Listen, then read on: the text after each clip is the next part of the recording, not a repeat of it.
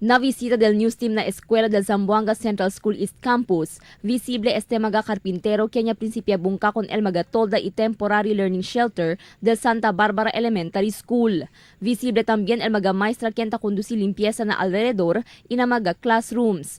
Este como parte del temprano conducta del Brigada Escuela del Santa Barbara Elementary School que a prinsipya del Mayo 11 hasta na Hunyo 4.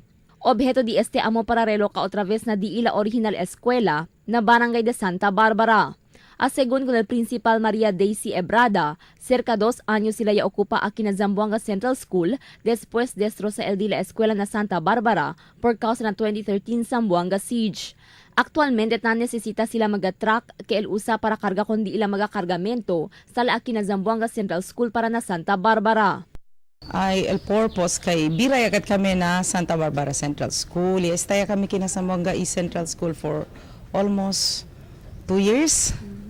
So, by June, todo ya kami bira na Santa Barbara. So, yan early brigada eskwela kami to clean up el Zamboanga Central School.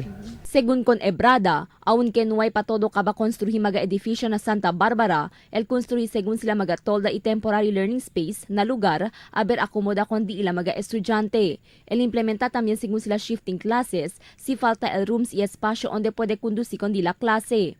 Ya promete según el DPWH, quien tamira con el proyecto, que el kaba con el construksyon na mes de Hunyo. So, yan promise man el contractor, the LRCDG man sa Taagara, by June, pwede sila sa akaba el 15 classroom, 3-story, 15 classroom building. But we're keeping our fingers crossed kay doon may pagayot. O hala by June, pwede agad kami kel usa. So si Chene kami another yan repair, 2-story, 12 classroom scale plus L15. So we have 15 plus 12 is 27.